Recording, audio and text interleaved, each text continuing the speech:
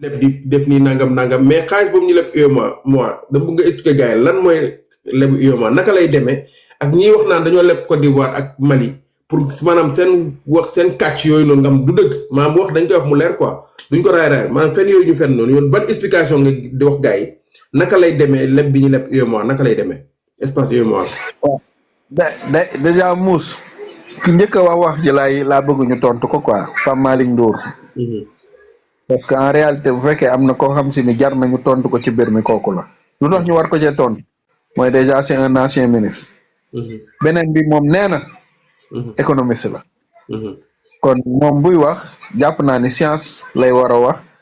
te bu laalee domaine boo xam si ni domaine bu scientifique la ñi nga xam si ni xam nañ ci dara war nañ ko ci mën a tontu pour man Abdou Mbow jarul tontu ndax Abdou Mbow ci domaine bii nga xam si ni ñi ngi ci wax moom biñ ko ci interpellé ci benn gouvernement daa mujjee dër ba mujjee tëb gémmiñam xam yaa ni ngi fàttaliku biñ ko laajee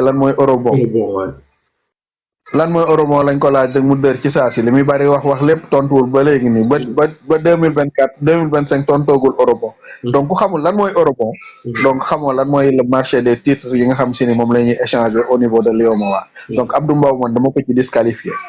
keneen ki moom mooy Bougane Gueye Dany man Bougane moom laa gis ci homme politique yi nga xam si ni ñoo nekk ci Sénégal li gën a yomb mooy suñu doom yi nga xam si ni ñi ngi def classe CI jàpp ba CP li nga xam si ni moom lañ leen di njëkk a jàngal muy base pour ñu maîtriser ko ci wàllu domaine bi nga xam si ni moom mooy scientifique muy calcul li ñu woowee addition heure bu ko defee sax day jum donc koo xam si ni mënoo def addition bu jub yaakaar naa ne bu ñu wax ci économie da nga ci war a noppi te heure bu waxee ci économie wax ni wane ni moom xamu ci dara maintenant Pape Malick Ndour xaw ma lan la wax waaye li mu wax keroog du économie te amul benn valeur scientifique peut-être nag day politique mais li ma ko dégg muy wax di ko waxee ci turu économie lépp képp ku jàng économie xam nga ni Pape Malick Ndour mi li muy wax ay waxi boppam la waaye amul benn école buñ koy jàngale li may njëkk a remettre en cause mooy li mu wax ni ñun dañoo leb xaalis Côte d'Ivoire moom je le défie mu prouver ni fan la gisee état du Sénégal dem leb état wu Côte d'Ivoire parce que boo ko déggee muy wax li mu bëgg a dugal ci bopp nit ñi moom mooy état wu Sénégal daa dem leb état wu Côte d'Ivoire te état yi leblewuñu mu Sénégal bi mu bëggee defar TER bi ci nguuru Macky Sall président Macky Sall bi mu demee leb ko France mais France banque publique de France defe naa moom moo ñu lebal xaalis bi boole ñoo seen entreprise bu ko def Côte d'Ivoire ñun moo ñëpp soxla ku la ëpp soxla nan la lay mën a lebalee xaalis deuxième chose moom mooy lii ce sont des titres la marché obligataire bi la bi nga xam si ni tey moo nekk au niveau de l'UEMOA yaa ngi dégg marché des titres la ba nga moom moo nekk au niveau de l'UEMOA donc état du Sénégal moo soxla woon xaalis pour des besoins de trésorerie wala pour des opérations financières mais mu émettre ay titres bu ko émettre képp kuy investisseur wala ngay banque wala ngay assurance am suffisamment d'épargne bu la intéressé da ngay jënd titres yooyu parce que titres yooyu tey dañ koy jëlee benn mën nañoo commencer à benn titre bi ñu ngi koy jaayee à 10 000 francs wax la ni la bu fekkee à court moyen ak long terme bu ci nekk dafa am benn intérêt boo ci gagné entre 6,5 7 et éventuellement ba 8%. léegi képp koo xam si ni da ngaa daje suffisamment xaalis boo gisee ni deal bi intéressé na la mais da nga ciy dugg parce que da ngay xam ne da nga ciy gagné te am na garantie de remboursement. léegi pour contredire moom li muy wax ni Côte d'Ivoire moo ñu abal xaalis loolu laay dajji ba mat ko. parce que Côte d'Ivoire te pour wax ni déjà du Côte d'Ivoire mais ay investisseurs ak ay banques yu nekk Côte d'Ivoire. mais ñun am nañ ab sénégalais bu nekk fii bu ñuy wax Yérim Sow. du moom banque boobu ñuy wax Bridge Bank. Bridge Bank fan la siège am nekk feneen fu dul Côte d'Ivoire. waaw Bridge Bank boobu Yérim Sow moom bu jëndee la moitié des titres émis est-ce que dañuy wax ni Côte d'Ivoire moom moo lebal xaalis bu Sénégal. kan moo la wax moom bokkul ci investisseurs yi ko jënd parce que titres yi banques yi ñoo koy jënd le plus souvent ak assurance yi. ak fonds yi y a des fonds yi nga xam si ni tey ay fonds d'investissement la ay nit ñooy jël seen ay économie déggool ko foofu fonds yooyu di xool les leviers ak les moteurs yi nga xam si ni tey ñoo gën a mën a générer ay revenus ñoom ñu dugal fa seen xaalis léegi pour un certain temps xaalis bu fond bi gagné ñu séddale ko ñi nga xam si ni tey ñoom ñoo bokk fond boobu. alors boo xoolee montant bi ñuy wax nii lépp est-ce que xam nga ni ñaata % la sur l'ensemble des titres yi nga xam si ni moom la Sénégal émettre boobu ba léegi xam nga ñaata la. matul 20%. li Côte d'Ivoire dugal xaalisam. li ci seen banque yi ñoom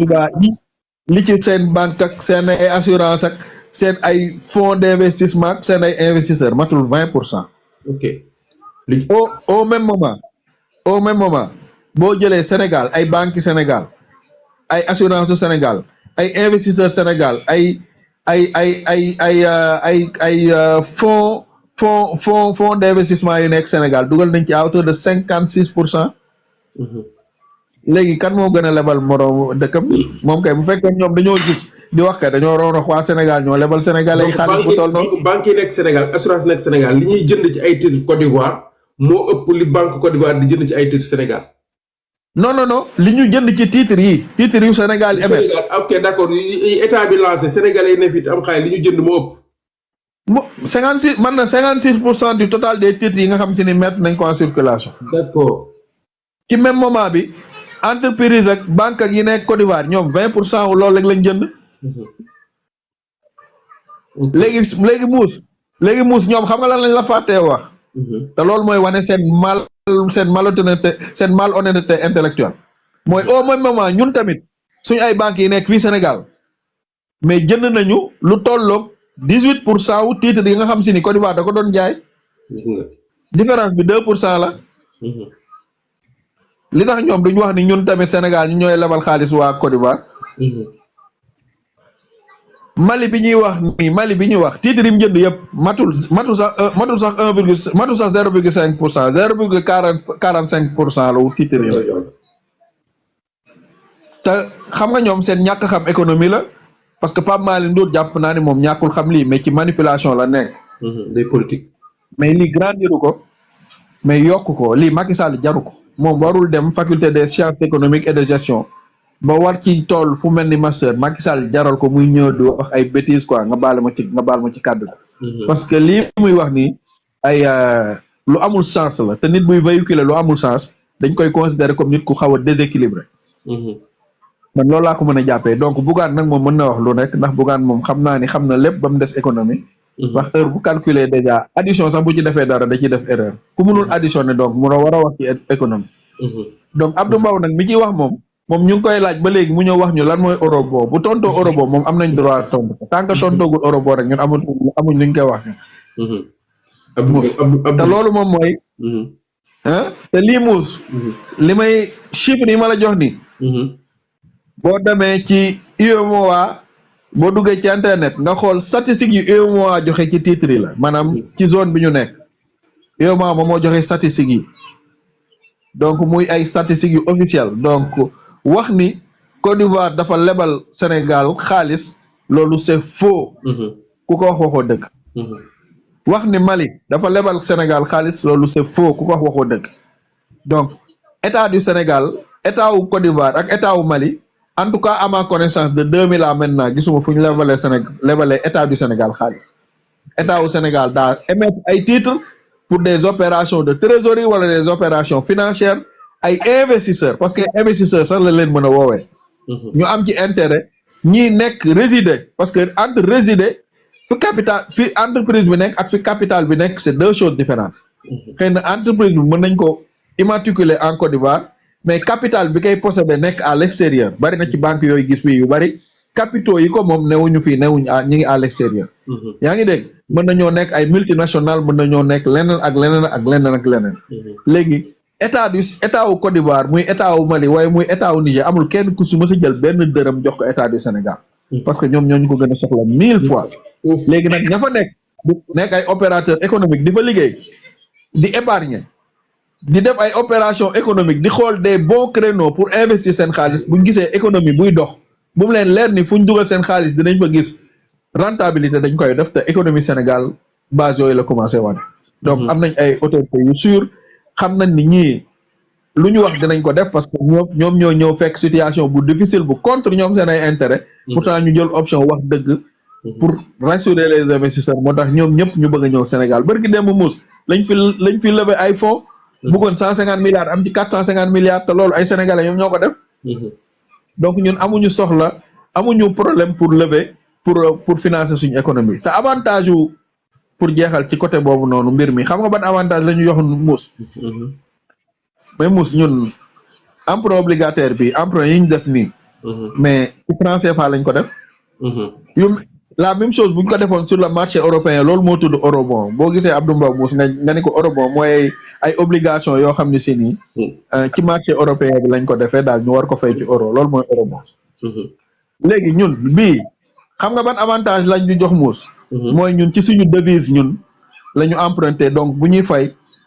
variation wu monnaie bi risque boobu noonu duñ ko encourir maanaam tey xaalis bi yéeg ak di wàcc nga xam si ni mën na influer ñun ci suñu ay opération financière loolu risque boobu noonu teg nañ ko de côté beneen chose bi moom mooy du ñu soxlaa ñun utiliser suñu ay réserve suñu ay devise pour jënde ko devise étrangère pour mën a fay ab bor boo xam si ni ci marché UEMOA bi la nekk loolooy avantage ok dama naan explication je pense que gars yi comprendre nañ clair na mais ñu ñëw tuuti ci élection baat bu le fait que ñu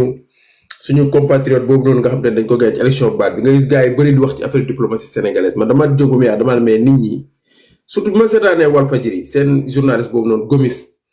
mu ni élection CAF bi moom FIFA fi Macky Sall nekkoon nee na Augustin Senghor day jàll ma ni mais kii est-ce que xam na li muy wax Macky Sall nekk na pendant 12 ans amul benn sénégalais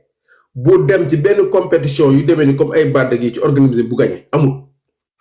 Macky Sall yi mu dem yëpp ci 12 ans yi mu dem yëpp yoo xam te ni moom moo jël candidat bi jiitoon ko demal boppam dañ gagné Sénégal foofu. te taxul sénégalais yi wax parce que dañu xam ni loolu mooy diplomatie benn nit mooy gagné diplomatie mooy nga nekk diplomate mooy ñu gagné la nga nangu ni gagné na la nga félicité nga gagné nga avancé.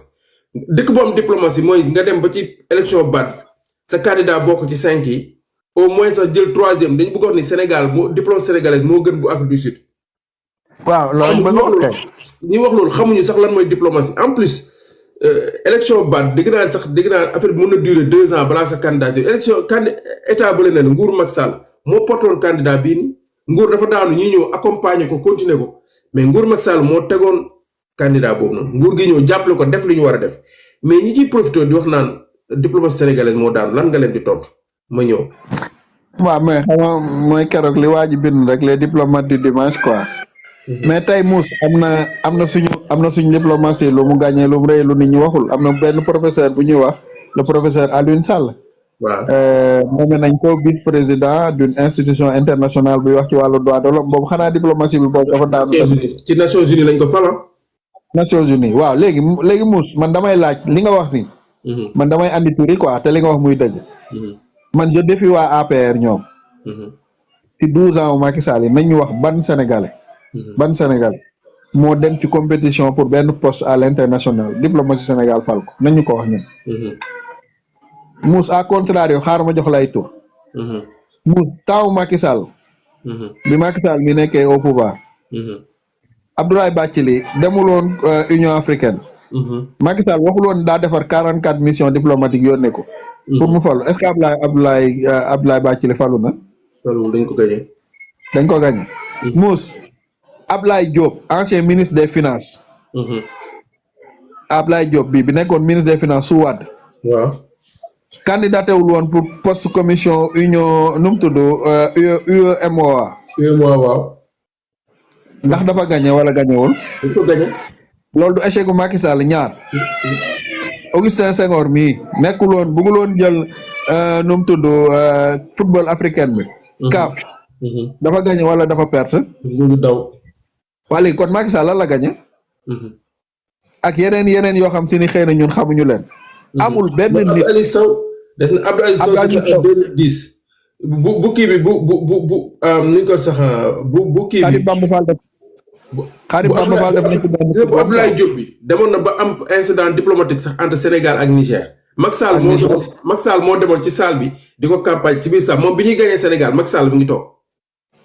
très bien léegi beneen am pour baat bi xam la moo tax mënu woon dox muus. dama déglu benn journaliste bu mag bu newoon TFM moo ko doon expliqué xam nga ñun Sénégal parfois dafa am nu ñuy doxee loolu dafa ñu yàqal ci lu bari te ci yu mel nii lañ koy yëg mooy ñun dañuy dem ba dañuy xeeb ñun suñu dëkkandoo yi yaakaar ni ñun rek ñoo jàng ñoo xam ñoo war a jiite. Mouss Bad am na am Sénégalais bu ko jiite woon bu sant Diop. def fa ñaari mandat te c'est très rare ni def fa ñaari mandat. waa léegi kooku dina ko jiite. mu am ay état yoo xam ne si ni tey musuñu ko jiite te bokk fa. waa léegi présidence bi di jàll au moment où Sénégal am na ab sénégalais bu fa mën a am ñaari mandat mais beneen sénégalais di candidat te yeneen dëkk yi musuñoo xam lan mooy présidence bi ñuy toog di seetaan loolu mus àndut ak xel. loolu xam nga ni yeneen état yi buñ la ko waxee buñ la ko waxul dañ daan la way sénégalais yi xanaa dañ ñoom moom wala ñoom ñoo ñu jënd ba ñoom ñu mën a ñëw mus ko fee jiite ñëwaat bëgg ko fi jiite looloo waral yenn institutions yi nit ñi dañuy def une présidence tournante quoi pour bu kii aaye keneen ñëw aaye nga xam si ni ñëppay nekkandoo président du dëgg. beneen moom mooy ki nga xam ne si ni tey moom moo porté woon candidature am moom mooy ki ko waxoon mais waa ji bi mooy wax je te confirme en 2023 la déclaré candidature am. boobu kan moo ne woon président. Macky Sall. waaw Macky Sall entre temps yónneewul woon ay mission diplomatique pour ñu jàppale ko. allez kan moo échoué Macky Sall moo échoué wala ñun ñii dañoo nekk ay gentleman agreement rek ñii dañoo ñëw waa ji daal di déclaré candidature bu leen neexoon ñu ne ñun engagé wuñu duñ ci wax duñ ci def. mais comme que doomu Sénégal lañ ñu jàppale ko te buñ ko jàppalewul woon mënoon na gën a ñaawaa parce que xoolal yeneen dëkk yi nga xam si ni jiitu na leen ba jël 3e. loolu rek lu honorable la. beneen moom mooy Mauritanie bii nga xam ne si ni tey moom moo ko gagné. mais ki fa nekkoon dafa nekkoon genre équivalence su Bade au niveau de ci pays arabe yi. donc pays arabe yooyu ñoo ko soutenir candidature am. te pays arabe yooyu boo xoolee pays yi nga xam si ni ñoo gën a nekk actionnaire u Bade mais pays arabe yooyu ci lañ bokk demal nga xool Algérie ñaata la nekk ci capitale bi Algérie est-ce que matu ci presque à 8%. 8 ou 9% comme ça. waaw 8 ou 9% ñun Sénégal ban pourcentage lañ ci am. bariwul de ay 2 xawma sax bariwul sax. waaw léegi nag loolu tamit day peser ci balance bi léegi bu fekkee ni heure bu sa ab doomu réew demee laaj benn poste jotu ko da ngaa échoué kon xanaa dañoo war a wax ni kon waa Afrique du Sud ñoom dañoo échoué. Afrique du Sud yaakaar naa ni sur le plan économique du suñu morom. du benn boor diplomatique ak yëpp. waaw léegi nag ñoom bu fekkee ni ñoom ab élection la mu nit ñi ñàkk et puis li ma jaaxal moom mooy ma gis ay nit yu ci région xam nga lan moo ma jaaxal muus. bis bu nekk dama lay déglu aussi tamit nga nekk di ko wax. mooy waa APR yi nga xam si dama li nga xam si ni maa ngi ko gis léegi ci sénégalais yi léegi. day am ay sénégalais yoo xam si ni tey dañuy toog di yéene Sénégal di dellu ginnaaw. di Sénégal di ñàkk am ndam pour ñu mën ko imputer ki nga xam si ni moom mooy le président de la République. je veux dire ñi seen patriotisme ak seen sensu nekk sénégalais fan la toll ci ñoom. da ñoom dañuy dem ba dañuy fàtte ni Amadou Hott mi Macky Sall moo ko jëloon def ko ministre am. mieux def ko candidat au niveau local Bara Gaye gagné ko. yaa ngi koy fàttaliku. bu baax. maanaam dafa engagé wu woon politiquement ci turu APR. bokk ci ñoom. mais mu ñàkk ñu bëgg ñu ko imputer ñun. c'est-à-dire que da ngay xam ni vraiment ñi leen tuddee kuluna xaw ma ñan lañu waaye ñu am inspiration lañ. mais dañoo soxor benn peeru soxor goo xam fii bis mu ne mokk gis nga seen soxor gi ne ko maanaam soxor tax ñu ñàkk nguur gi soxor. moo tax ñu ñàkk nguur gi dañ doon xeex ak Pastef aveuglément moment bu opposition ni ko sa avocat Ousmane Sonko yi daan dajaloo di xool ay plan ay système di xeex ak xel ñoom ñu ngi doon xeexee xool bu ñu daan wax ci Ousmane Sonko ci télé yi xool bu ñu daan wax ci Ousmane Sonko waa Pastef ci seen assemblée nationale xoolal même seen ay communiqué bu ñu daan wax ci Pastef bu nit ku nekk Pastef dee xoolal c'est-à-dire gis nga nguuru Macky Sall waa Pastef dem nañu sénégalais yi di faatu benn par benn Macky Sall musta jaale sénégalais yi doon faatu benn nit la nguuru Macky Sall musa jaale xam nga mooy kan mooy ki àndoon ak Bamba Fall dee ci xeex bi kese le gouvernement Macky Sall dem jaale ci booy boobu doon jaay ci ambulance sax oto bu weex ba Colobane xaw ma mbëkkoon ko reculé ci kawam mu décédé xam nga oto boobu kooku mënoon nañu ko kii dem jàpp ko mais kooku sax demuñu jaale ci ko nguuru Macky Sall maanaam iñaan googu nag moo leen topp ba léegi nii bu ñu gisee lu jëm ci Pastef sànq maa ngi gis Ousmane Sonko Guinée ñu ngi ko recevoir mu toog tegale tànk yi ma ne suba ci boobu la ñuy ñëw ma xam dama gis Ousmane Sonko toog tegale tànk yi nii rek ma ne suba gars yi suba ñu ni du am détat du muy toogee di tegale ay tànkam dama ne non c'est pas possible. non mais Mouss Babacar Gueye laa déglu quoi non damaa réew bu bëgg a dee moo tax gis naa patriote yi génnewaat ay mbootam quoi yow yow Babacar Gueye yow rek lañ fi fal matul 2 heures de temps ñu folli la ndax amoo diplôme yu war a mën a tax nga yegg ci pal googu quoi yow yaay jox nit ñi leçon ci lan mooy état ak lan mooy homme d'état yow d'état amoo matoo critère nekk homme d'état parce que dañ laa fal ci ab poste ñu dégommé la fa ni la yow matoo ko yow matoo sax homme d'état yow tu es kii yow pour joxe nit ñi ay leçon wu homme d'état ak état mais ni yow da nga koo jàngi woon c'est-à-dire que man ñàkk a xam seen bopp gi ñàkk a xam seen bopp muus man moomu njëkk a yéem quoi xoola tey ci lan la ñu xëyee naan xoola mbub bi ñuy sol mais Cheikh Bara doon wax xanaa nit nag sa moroomu góor boo koy xool bu ci yàgg nga war a yam fan nga yamale sa bët jóge nañ ci chaise bi jóge nañ ci mbub mi ñoom fan lañ jëm lii ndax maa jàmm la quoi muus mais amuñu argument xam nga boo ñëwee ci dëkk buñ daan toog ay at ba amuñu benn maanaam dafa mel ni nguur gi fatt fépp nguur gi ñoo fatt fépp dañoo fatt fépp opposition sénégalaise ak ku mu doon ñoom ñi ñëpp benn problème lañ am xool li waaju doon wax démb li mu doon wax nee na Diomaye woote na dialogue Diomaye moo woote dialogue bi invité ñëpp gars yi ñëw ca dialogue ba Ousmane Sonko ñëw ci dialogue bi Ousmane Sonko jëlul parole ci dialogue bi mais ñoom ñu woote seen contre dialogue mais boobaa léegi ba léegi ci Ousmane Sonko la ñuy wax Ousmane Sonko jëlul sax parole ci dialogue bi mais moo tax xoolal foofu la leen gars yi njuwee xam nga ñoom lan lañ bëggoon ni may waxee yow ni muus moo tax ñoom nañ continuer di jàpp ni ay ñiñ ko seqal xamuñu politique rek chaque jour gars yi dañuy jaar seen kaw te duñ ko xam ñoom Ousmane Sonko lañ doon xaar en réalité mu wax pour ñu tontu Ousmane Sonko ñoom seen yoon newul ci dialogue bi de moo tax journaliste yi ma xëyee suba moo tax ku mel ni Walf Quotidien man bi ma gisee mu titré ci nu mu tudd baat man daf maa jaaxal xam nga ban question lañ war a laaj ñi demoon contre dialogue ñoom lan mooy seen terme de référence xanaa nit buy dem di dialogue dina am ci lu muy wax te ñoom nañ leen laaj bu subaa xam nga dialogue bi mi ngi ko ne ni may waxee yow nii muus commission yi xam nga ñu ngi liggéey waaw ñoom journalistes yi nañ amu fulla yi laaj leen ñoom seen ay commission ci lan lañ liggéey ak ban résultat lañ produire xanaa ku contre dialogue di nga teg dara ci table gi wala boog dañ doon def spectacle woo journalistes yi wax seen ay déclaration wax seen ay waxi dof ndax ay waxi dof lañ fa doon wax xëy suba mu jeex tàkk léegi ok buñ defee seen dialogue ba pare ban résultat la jur xam nga ñoom opposition bi lan mooy seen problème muus ma wax la ko tey seen ñàkk xam-xam mooy seen principal handicap deuxième chose mooy dañoo fàtte ni politique xel moo koy def du xol moo koy def ñoom dañoo diaboliser Ousmane Sonko ba mu jóge ci opposition ñëw nekk au pouvoir ñoom bu ñu intelligent woon tuuti dinañ changer de fusil d'épaule mais ñi ngi ci nit ki parce que en réalité ñoom bu ñu sañoon Ousmane Sonko mii ba muy grève de la faim boobu la yàlla suñ borom di jël bakkanam parce que ñu si bari bu ñuy wax da ngay xam ne looloo nekkoon seen xol moo tax yéene wuñ ko dara bu wàccee ci avion ñu ne wàcc na ci avion bu toogee ci chaise mu ne toog na ci chaise bu solee mbubb ñu ne mbubb mi 250 000 lay jar ñoom mais garaawul ñoom nañ dajale ay sagar jox ko ab tailleur mu tappale ko ñu jox ko Ousmane Sonko man xam naa ne Ousmane Sonko ñeme na koo sol parce que ñoom en réalité nguur jouissance lañ ci gis te boo leen xoolee ci 1 an yi xool leen ñoom ni ñu màggatee koo ci gis da ngay jàpp ne am na 100 ans léegi stress bu metti la ñuy dund parce que en réalité Macky Sall moo continué woon di leen perfuser loolu moom mooy dëgg te ñu si bari xamuñu lan mooy la valeur travail gis nga muus ku bëgg réew mi bëgg Sénégal xam lan mooy la valeur travail lan mooy ñàkk jariñu amoo problème ak Ousmane Sonko ñi ko bañ ñëpp xool leen li ñu am en commun moom mooy njubadi xoole ki doon wër plateau yi di wax naan daa yërëm njabootu Ousmane Sonko ndax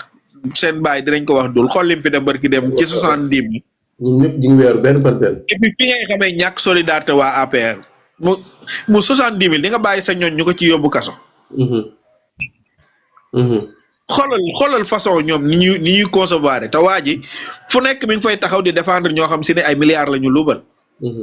mais kenn amu ci yéene fayal ko ab boru 70 000 te leer na ma ni ba mu koy def xëy na daa amoon urgence wala affaire njaboot moom moo ko defoon c'est-à-dire que moom mi ngi wër ci plateau bi di défendre ay millionnaires am problème 70 000 loolu logique na c'est-à-dire que ñoom bañ Sénégal man boo jàpp naa ne bu may wër ñi gën a bañ Sénégal moom mooy ñu ñu woowee kulunaay ak waa système bi parce que Ousmane Sonko ñun yàgg nañ ko wax moo tax Ousmane Sonko bi mu ñëwee li Senzo di wax rek en guerre comme en politique da ngay xam kan mooy sa adversaire Ousmane Sonko daa teel a ñëw identifier kan mooy adversaire moom mooy le système. te yàgg nañoo xamal ni ñu système bi du ñu nekk ci pouvoir bi kese la. ñiy jariñoo système bi ñu si bari amuñu ndomb ak tànk. mais après nga koy xam ci réaction wu nit ñi. biñ koy persécuter di xeex Pastef di rey ay doomu Pastef ngay door a xam ne dëgg-dëgg Ousmane Sonko ñii la doon def. léegi nag ñooñu Ousmane Sonko yàq seen ay privilèges c'est normal duñ ko mës a bëgg. lu ñaaw rek la ñuy gis ci moom. mais kii même kii looloo ko dal waa ji nu ko major Kandji. waaw wala kooku rek. loolu ma lay woon kon Ousmane Sonko ñu bëri ñu nekkoon ci télé di xeex di ko kii doon bañ mu ñëw ci nguur gi en fait seen bopp lañ doon protéger. dañoo amoon dossier ñu si bari te Macky Sall moo doon liggéeyee noonu xam nga Mouss dafa am loo xam si ni il faut ñu rappeler ko.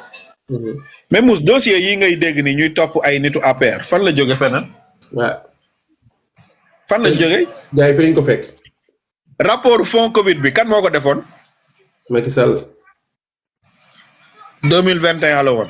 rapport bi topp bi ñu jàppee Farba Ngom xam nga ban période lañ ko def ay avocat Farba Ngom ñoo ko wax de 2021 à 2024 boobu Pastef nekk golo pouvoir. am na yeneen rapport yu nar a ñëw. ay rapport Cour des comptes. mais Mouss am na benn waay bu fi yoroon làmmiñam bu bari di rëy di yor làmmiñam di wax fii benn maire Dakar la moo fi yokkoon ay quartier ci benn mairie bu mu nekk. jël nit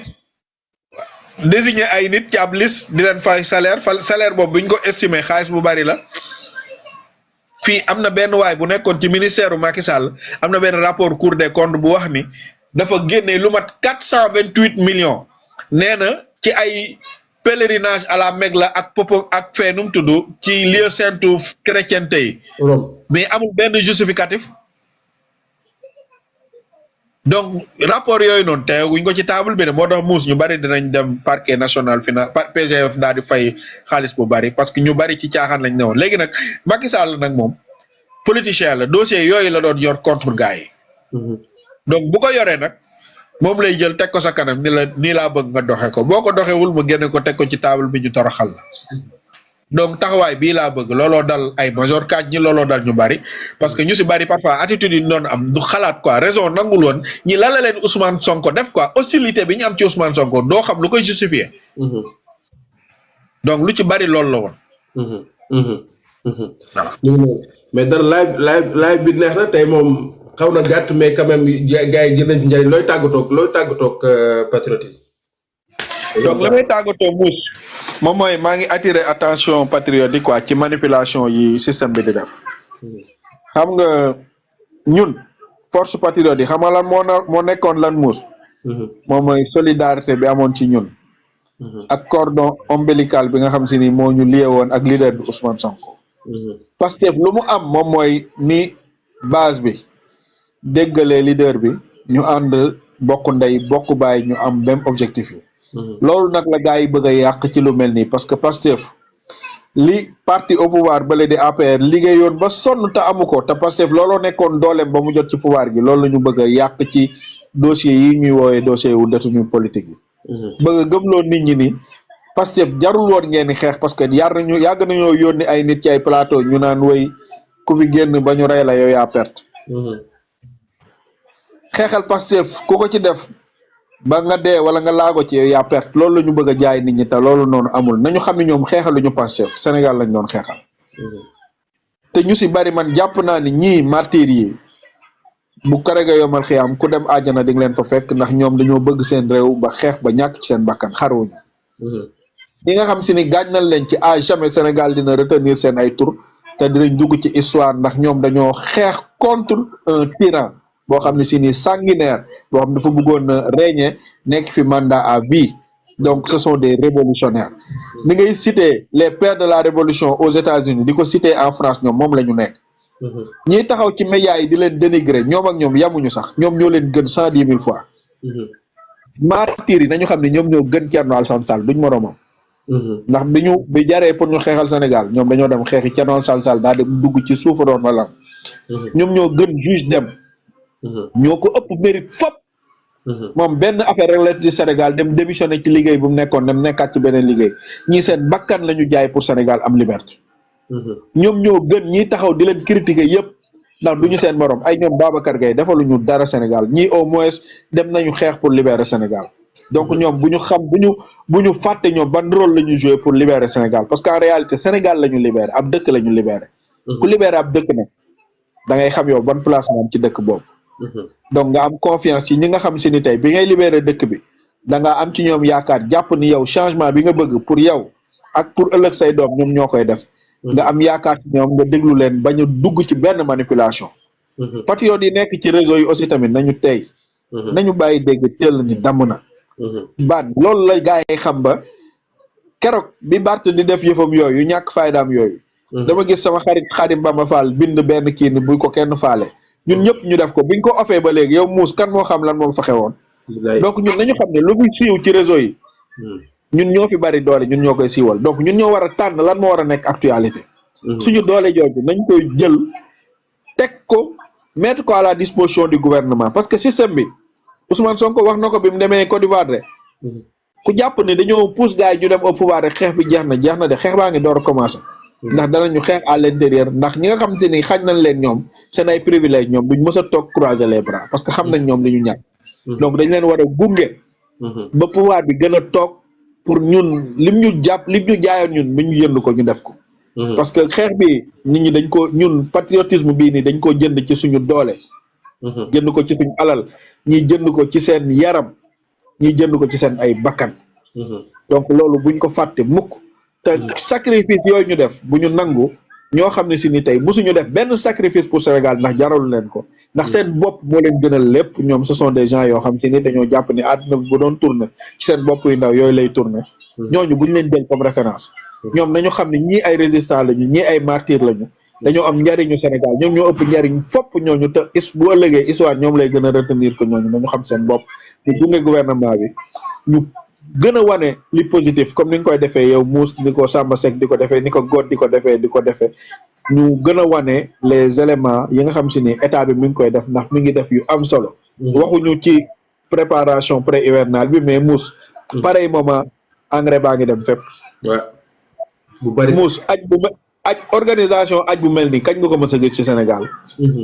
gisoo benn pèlerin bu taxaw aéroport ni dafa fanaan foofu gisoo kenn ku ñu dañ maa fàtte ci ay chapiteaux pèlerin yëpp yóbbu nañ leen phase aller sans aucun problème loolu da nga ko mës a dégg fii amul benn couac bu ci am donc yu mel noonu jàpp naa ni moom moo jar a wane lii premier ministre wax xaalis bi nga xam si ni ñu ngi koy foraat ci ay surfacturation di ko delluwaat ci gafak ak nguur gi yooyu dafa jar a wane nañ ko wane y a beaucoup de choses bari na luñ mën a wax tey programme bi soxna Aïda Mbodj def muus ma daanalee foofu xoolal muus bi soxna Aïda Mbodj def maa ngi gis ku mel ni waajoo ñuy waxee Mbaam Jaxate di ko def xoolal ni ñu soxoree muus xoolal bu njëkk ba da nga daan gis ab politicien bu ñëw sàcc milliardu Sénégal génn ci asaka di wax ni day def social man loolu moo ma gën a soof moo boobu quoi dañuy def social ci alal réew mi mosoo gis kuy def social ci alalam la preuve ñoom ñëpp biñ ñàkkee nguur gi kenn defatu ci social kon donc defuñu ko woon seen alal ñoom xaalis bi nga doon defee fan la doon jóge donc nit ñi nañu yeewu xam ne seen alal la nit ñi daan jël sàcc ci ay milliards compal leen ci ay mille di leen ko jox ngeen di rang seen kër yi seen ay doom di gis yéen seen kanam yi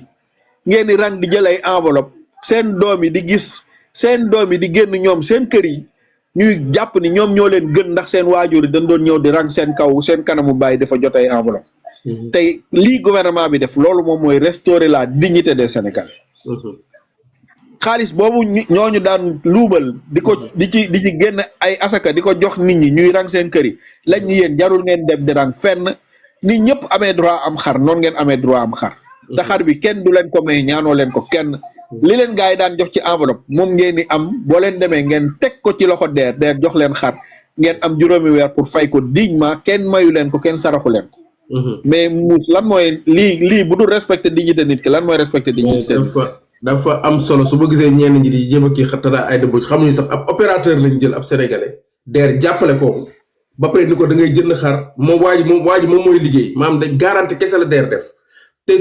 ñi koy jox ay handicapé ay veuve yoo xam te ñi ngi ko soxla su ma gisee ku ciy ŋàññe dama ndeysaan am na xar moo tax mais ñii rang di ko dem di ko jëli instant di ko fees dell mais c'est extraordinaire ba pare comme deer mais leble 100 000 am na ñoom de soxla 100 000 lañ am ñoom soxla 150 000 lañ am ñoom soxla 200 000 lañ am ñoom soxla 10 millions lañ am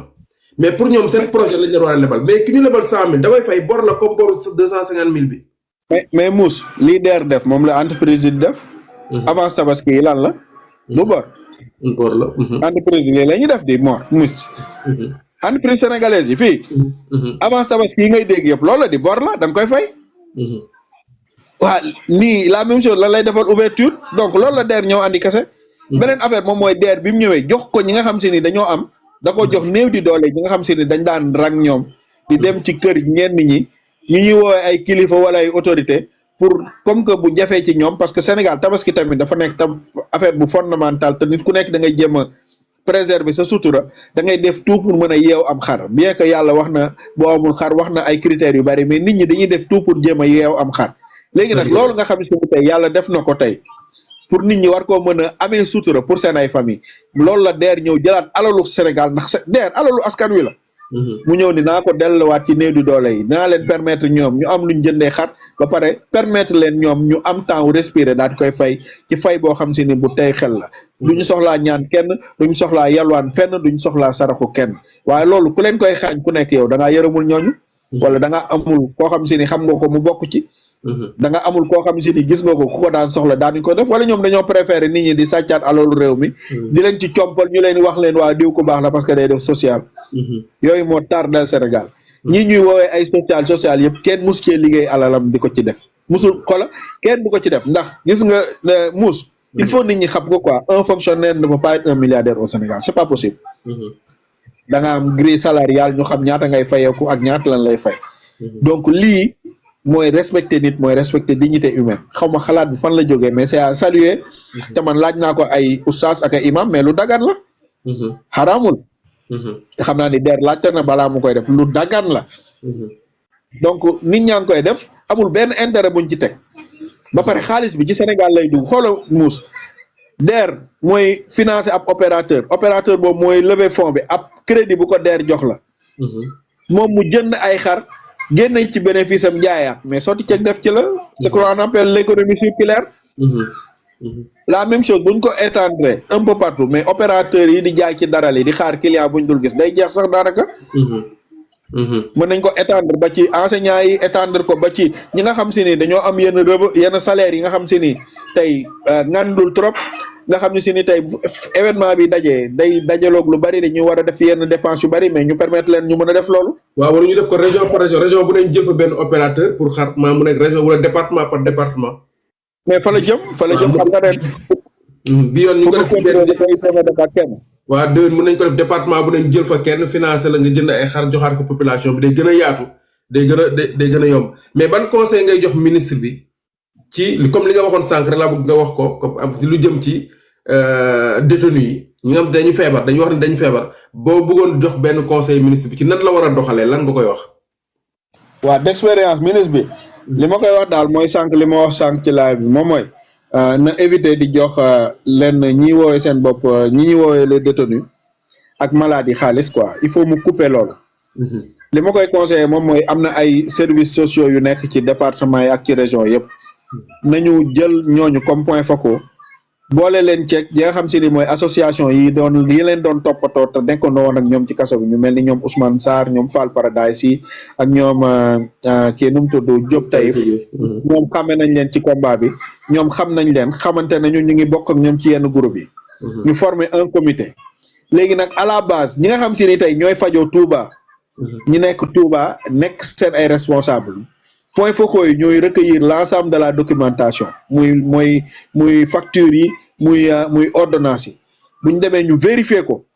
ba pare ba xam ne kii feebar na lii la war a fajoo lii mooy traitement o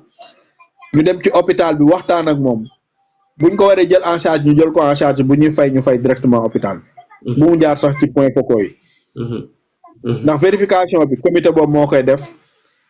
traitement bi hôpital bee koy def mais paiement bi day jóge ci ministère bi dem ci hôpital bi gannaaw bu hôpital bi délivré ay facture bu fekkee ay pharmacie la ñu travailler ak pharmacie yu mag yoo xam si ni xam nañ ni yenn garab yi dinañ ko mën a am ñu nekk ay point focal aussi tamit bu ñëwee luñ fa jël ñu noté ko après facture bi dem ci ministère bi nga xam si ni kenn dootul jotati benn wari dootoo jotati benn arrangement waaw loolu buñ ko defee dinañ xam dëgg-dëgg ñan ñoo soxla feebar ak ñan ñooy faju ak ñan ñooy dóorkat yi ok d'accord mais donc merci beaucoup sëñ Moussa waxtaan bi neex na tey moom ñun ñaar kese la mais wax dëgg yàlla information yi jàll na te xam naa ni gars yi am na yu ma jot a gis dèjà gars yi commencé nañ ko dagg mais Thierno Alassane Sall ku biñ ko dóor keroog doy na waar boobu moom boobu moom nga waaw moom li mu rawee bi tey nii di bariwul non bulletin nul yi ko raw sax ndeke ah oui booy loolu lañ génne bulletin nul yi 34 000 et quelque moom ay 27 000 la ama yee gis naa ko tey comme am na ay ñeent nit yu nekk Potou yoo xam si ni dañoo am problème écouler seen produit gis naa ko mu dem ba foofu quoi xam nga politique spectacle baaxul quoi. amuñu matière. amuñu matière ba pare ils sont pas du tout amuñu originalité quoi. c'est-à-dire que fois ba Sénégal di Sénégal ba léegi c'est la première fois tabaski jot wala ba ci Korité gi nga koy xoolee Korité ba léegi jot. Sénégalais yi amuñu benn jafe-jafe kenn taxaw ma reportage télé yi def ci télé yi kii. waaw Sénégalais toujours amul kenn du la wax dund gi daa cher kenn du la wax xar daa cher dégg ko ku la ni xar dafa cher ba léegi nii amul ku la ni xar dafa cher. amul ku la ni xar amul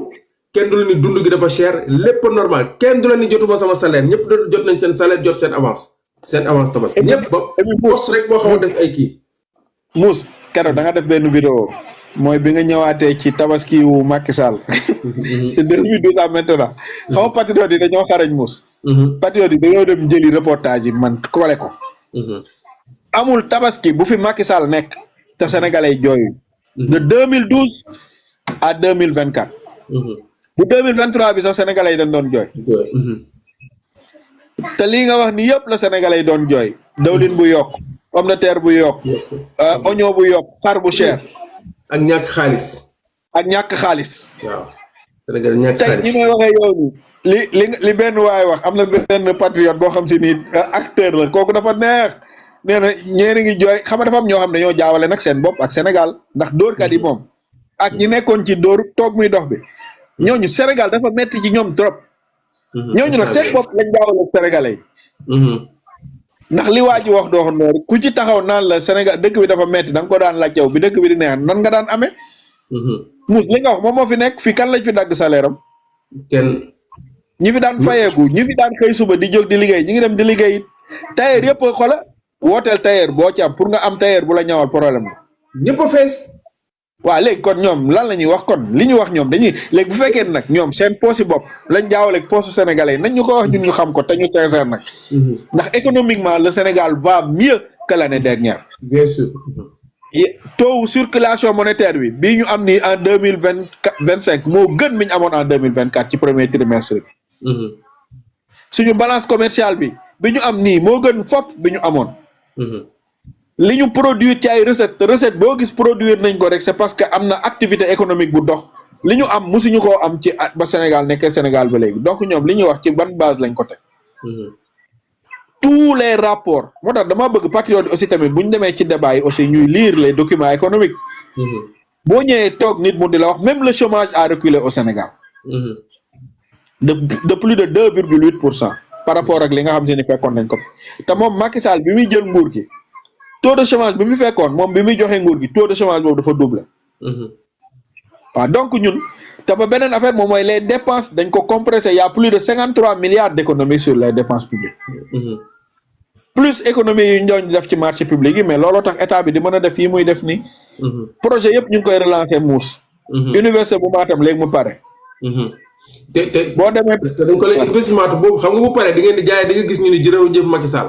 université ba gars yi dañoo lekk xaalis ba ni woon tir daaw bi nguur gi bees gi ñëwee to dafa inondé woon ministre bay dem vérifier ko xoolaat affaire yi lancé waat affaire yi waxtaan jox leen ultimatum nag deadline bu muy paree gars yi reprendre liggéey bi ba ci tali yi nga gis autoroute bu Saint-Louis beeg bu Mbour Kaolack bi état bi dañ ko renégocier waat génnee xaalis teg ci table ji gars yi continuer liggéey bi loolu il faut Mouss ñuy wax jërëjëfe Macky Sall ñëpp man dama jàpp ne ay nit ñu nga baal ma ci kàddu gu ñu waaye di lañu ñoo xam si ni jariñoo sax tontu. Mouss Macky Sall bu amoon lu muy inauguré avant muy dem li mu fi mënoon inauguré yëpp inauguré na ko fi Mouss da ngaa fàtte ni Macky Sall bi muy dem xam nga lan la doon inauguré. ay mbedd yoo xam si ni ci turam lañ ko def. kuy inauguré ba inauguré ay mbedd ay rue ñuy def ci sa tur kon xam nga ni ñàkk nga loo inauguré. bu ko Macky Sall defoon. wala liggéeyam tax loolu noonu am ñu jar ko remercier moom projet yu surfacturé la fi bàyyi woon ay projet yoo xam si nii opérateurs yi fayuñ leen woon loolu la fi bàyyi léegi nag boo tàmbalee yow ki ko yeggali ba mën koo livrer kan moo ci ëpp njariñ war a fay bor te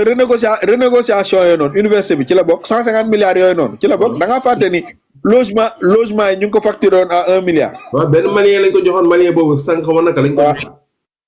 dégg nga boobu la Ismaïla Madior Fall doon wax ni oui c'est une anomalie mais wax na ko di dégg ko moom mi mu demee ci Maïmouna Ndour Faye waxoon na loolu.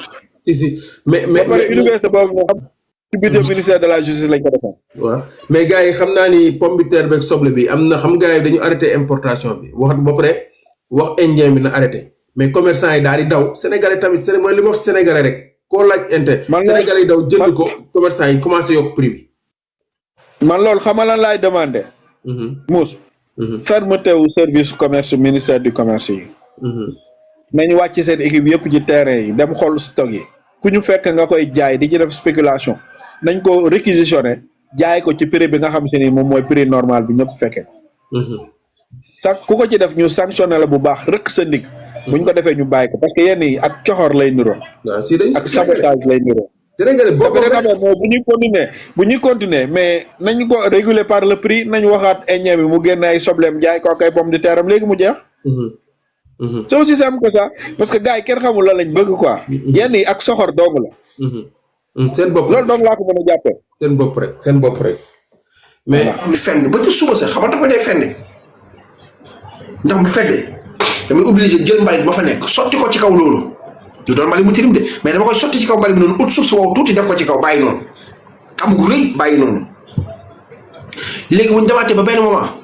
bañ teg benn fan ñaari fan mbalit mi commencé bari ma sottiwaat ko foofu sottiwaat mbalit mi sottiwaat ci lee parce que da ngay gis ne que carrément nit ñi dañuy jël seen mbalit yi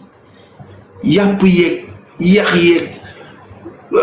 béjjën yeeg yëpp derbeeg lépp ñu boole ndoo ko gas ko sànni ko si kaw xoolal bu fa fanaanee bu fa nekkee benn fan day changé odeur sax comme tuma nag yow sa xar dee nga jóge ba sa kër dawalee ko fa sore ñëw ba ca koris ouest ba sànni fa xar mi xam mu toll noonu nga gis ko benn étranger bu ñeme yàlla gis ko du ko fees ñoom nga xam ne gën ay golo ay muus ak ay kañak lu ne lañuy lekk koy lekk muus ñaaw di lekk ay kaña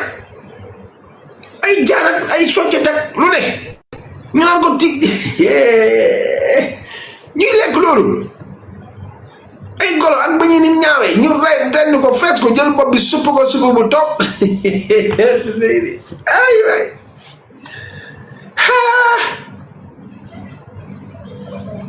kuy supp golo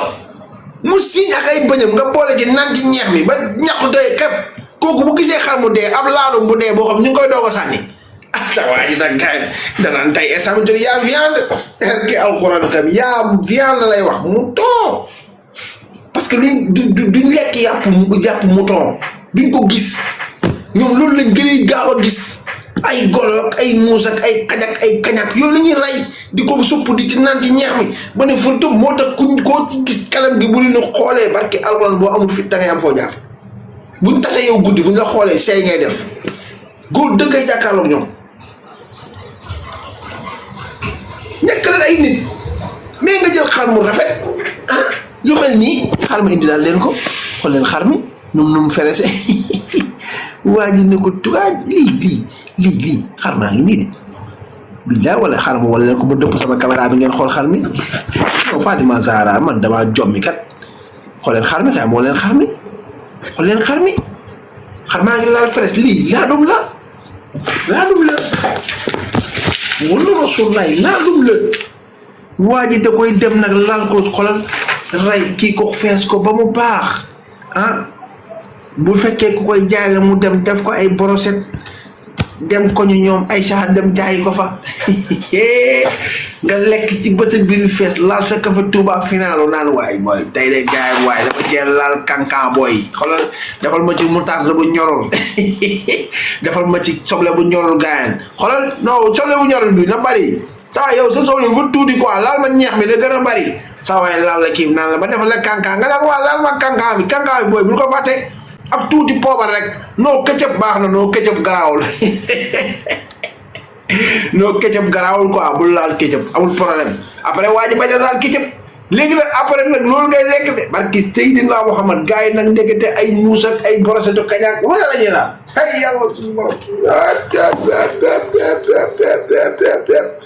lii tamit ku ko wax sa maam Seydi xoolal xar ni nii dana dee ñu sànnee ko nii waa ji war a ñëw nag fees ko fees bi topp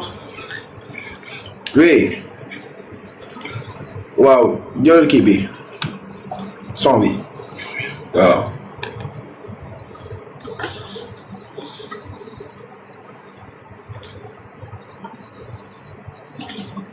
yaa yee de cere ak meew de moo gën a baax cere ak meew de boo ko laalee kenn du dara du la ci fekk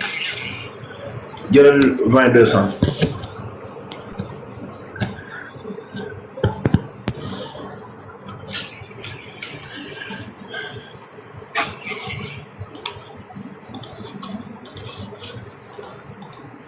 ok merci xoolal nga laal sa nga laal sa moutarde bu ñu la waxee nga ne ko laal ma ci moutarde waa ji laal la moutarde bu toog xam nga laal sa moutarde bu kii bi xam nga ne ko instant bi toog ni kat booy fuul na baax na quoi nice quoi ba pare waa ji lëmasal la ko nag nga jëndal sa cuksu bi ci roq bi nga xaaral woo sa copine bi boo wooyee copine bi ne la waaye doo ma jëndaalil foofu benn kii benn sànni nga def waaye man damaa ni ci aw sa mu ne waaw laal ma foofu ay brochette nga laal fa say brochette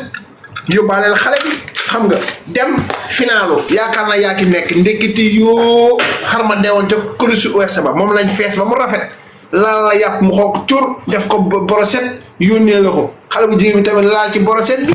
mu ne la ma defal tuuti kaani après des fois sama gémmiñ gi daa lewet oui sama gémmiñ gi daa lewet na la ci laalalee tuuti na ma ci defal tuuti kaani mais kaani bu mu bari nag na ma defal tuuti rek ci kanam noonu de la may laal kaani pour mu xaw a pimenté tuuti ndekete yow yàpp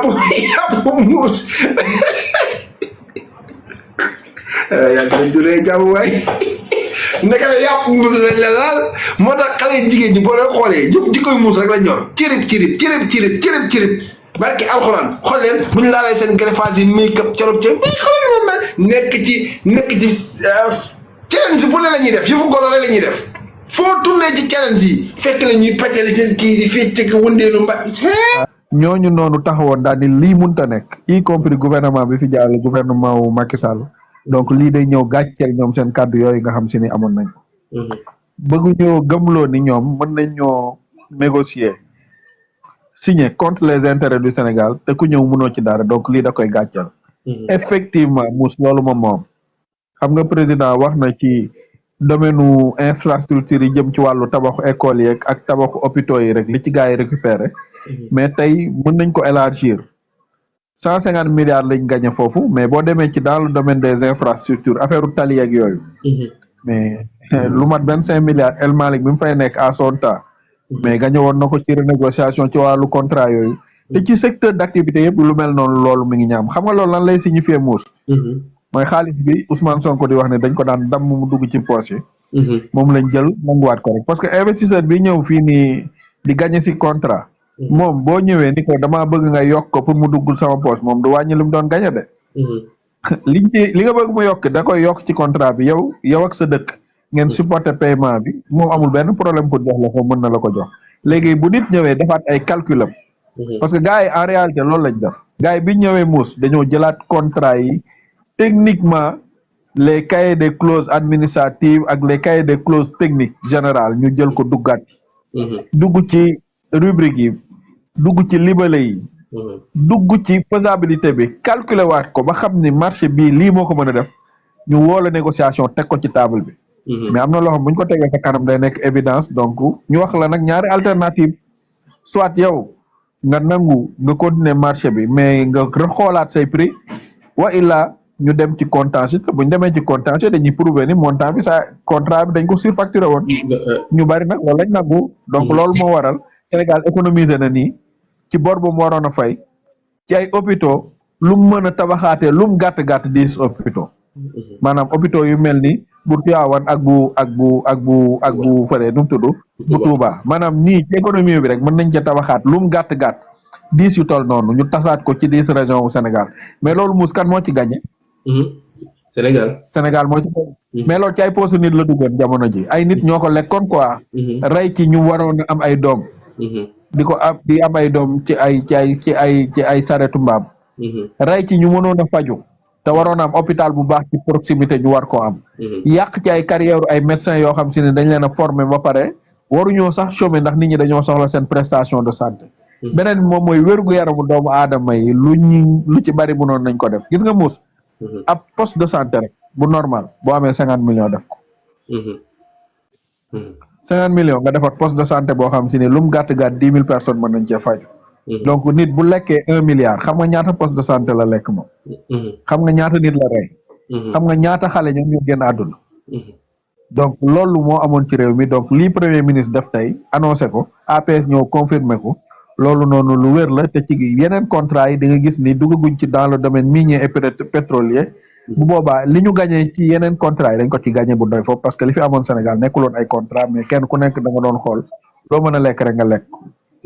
am na entreprise bi ñuy wax Synergie Afrique nga gis ni Macky Sall am na xaalis bu mu leen fayoon benn bor bu ñu amoon Macky baal leen ko ñenn mu jox leen juste avant mu fiy jógee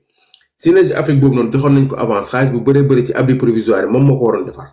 ñu jox ko avance xaalis bi waxtaan benn école sax tabaxu ko te ki nga xam moom Synergie Afrique dafa am relation ak lien boo xam te de parenté sax bu mu am ak Macky Sall naa la yónnee document yëpp naa la ko yónnee yëpp après moom ci boppam xaalis bu weex tàll lekk te benn abri provisoire benn rek classe salle de classe tabax ko te waroon na digg te Sénégal mi ngi amoon presque 6 000 et quelques abri provisoire mais dafa yokk jëm 7 000 mais benn salle de classe sax waa ji tabax ko Synergie Afrique boobu noonu benn salle de classe. moo lay wan dañu doon naan surfacturation ak dóor yi nga xamante ni gars yi dañ koy faral dóor mais premier ministre dafa wax lu am solo aussi loo xamante ni premier ministre dafa wax lu am solo loo xamante ni kii da cee ñëw léegi APS mu ni président Ousmane Sonko nee na avec les réformes fiscales allégées qui sont en cours nous pouvons avoir des rentrées financières qui dépassent l'enveloppe de 250 milliards que le Fonds monétaire international maanaam xaalis bi ñu Fonds monétaire international di jox 250 milliards yi nee na réforme fiscale yi ñu def nga xam te dañuy yokk assiette fiscale bi mais bu dee sax dañ koy wàññi ñu wàññi ko mais ñu yokk ko nee na buñ ko defee dinañ am lu ëpp 250 milliards yi nga xam te moom la ñu FMI daan jox c'est-à-dire nee na buñ ci góorgóorloo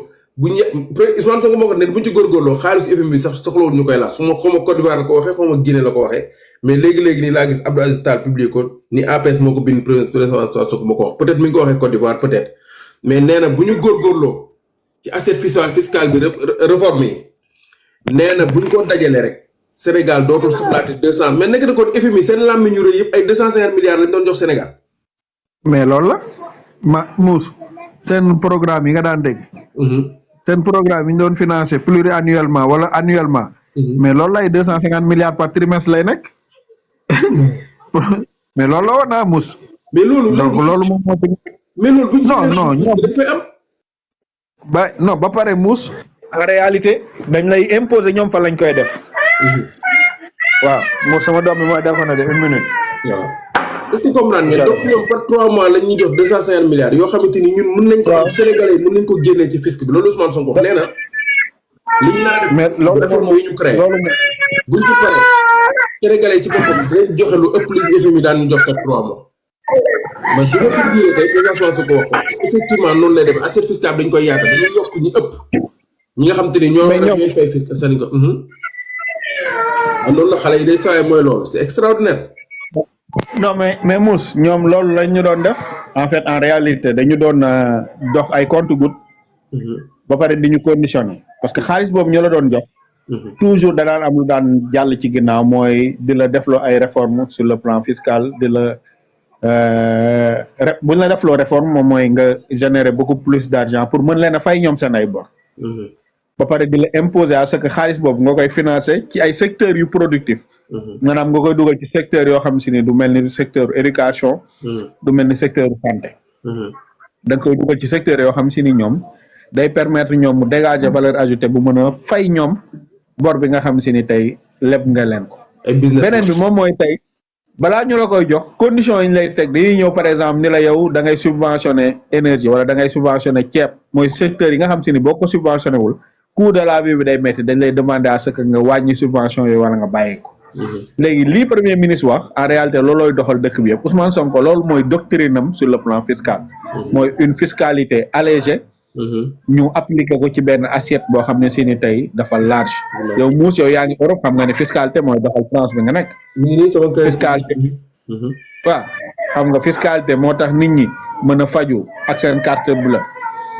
fiscalité moo mën a tax tey nit ñi mën a am ay bénéficier wu ci yenn avantage yu nekk ci service public yi. fiscalité moo mën a tax tey nit ñi mën a toog tey boo ñàkkee sa liggéey nga am benn période boo xam si ni le temps que ñu lay dugalaat dans le circuit nga mën a am ay revenus yoo xam da lay permettre tey nga mën ci dund de façon décente fiscalité moo war a mën a tax tey boo amee yenn famille yi amoo yenn moyens yi ñu mën a mettre à ta disposition lii ay logement lii ay accompagnement sociaux. donc loolu noonu tey loolu lépp fiscalité moom moo ko tax bu ñu demee nag ba sénégalais yi xam ni seen impôt seen taxes yi day delluwaat ci ñoom. ci seen dundin du ñu am problème mu fay ko. te bu boobaa tey buñ baree ñu bari ñuy fay mais dinañ ko mën a wàññi ba ñëpp mën a fay xam nga fii Sénégal c'est yaa que 15% ñoom ñooy fay pour 100% de contribuable en réalité mous loolu moom mooy statistique bi. 15%. Y a peu de gens qui payent les impôts d'autant plus que man cette année ci man seetlu naa benn regain bu am wax dëgg yàlla te loolu résultat yi wane na ko boo xoolee rapport trimestriel yi joxe na résultat yu mel noonu moom mooy nit ñu bari tey gis nañu augmentation bi am ci recette fiscale yi de plus de 12%. Rien que trimestre bi rek de janvier à mars état du Sénégal dajale na lu tolloog presque 1000 et quelques milliards 1011 wala 1012 milliards dajale nañ ko ci ay recettes fiscales ak non fiscales. te loolu tey bu fekkee dañ ko appliquer sur les 4 trimestres daanaka day jege 4000 milliards. boo ci yokkee li ñu mën a espérer ci recette douanière yi entre 1800 et 2000 milliards daanaka day tolloog suñu 6000 milliards de budget donc noonu la ñuy tabaxee am réew te bu boobaa looy gën a jege yow sa budget rek li ngay soxla ci bor pour leb ko daal di koy mottali maanaam li ñu tuddee déficit budgétaire day gën a wàññeeku dootoo ko soxla. te lii premier ministre wax moom mooy dëgg gars yi dañuy jox xaalis bu tuuti di ñu conditionné ñun buñ demee ba mën a am suñu autonomie budgétaire day tax ñun suñ ay choix yu bari yuñ mën a def ñun dañ koy mën a def financier ko suñ bopp te duñ soxla xaalis bu jóge ci extérieur. d'accord mais boo déggee tey boo toogee dégg ay kilifa yoo xam te ne ñoo xam naa ñoo yoroon Sénégal ay kilifa la ay ministre ay député ay Abdou Mbow la ministre APR bi mu ni Côte d'Ivoire dafa lebal Sénégal Côte d'Ivoire dafa lebal Sénégal xaalis ñu bëri ñu ngi xaar loolu ñu ni Côte d'Ivoire dafa lebal Sénégal xaalis ñu ni Mali dafa lebal Sénégal xaalis yow nga xam ne affaire finance xam nga ko xam nga mbiri ni muy doxee lan ngay tontu yooyu boo leen déggee ak lan ngay expliquer sénégalais lan moo tax Sénégal fan yëpp da ngay dégg ñu naan leb nañ UEMOA yi parce que transparence la état bi woote moo tax sénégalais yi di ko yëg mais bu njëkk gars yi dañ naan leb UEMOA di leb sur le plan international si dëkk tubaab bi FMI yi mais daawul am transparence bi am ni ndax Sénégal fu ñu levee fonds rek sénégalais yëg ko ñu wax ko sénégalais xam ko lii am nii da daan am mais sénégalais dañ koy yëg léegi rek gars yi naan non gars yi dañuy leb di def nii nangam mais xaalis boobu ñu leb UEMOA dama bëgg nga expliquer gars yi lan mooy lebu UEMOA naka lay demee ak ñiy wax naan dañoo leb Côte d'Ivoire ak Mali pour maanaam seen kàcc yooyu noonu nga xam du dëgg maanaam wax dañ koy wax mu leer quoi duñ ko raay maanaam fenn yooyu ñu fenn noonu yoon ban explication nga di wax gars yi naka lay demee leb bi ñu leb UEMOA naka lay demee espace UEMOA.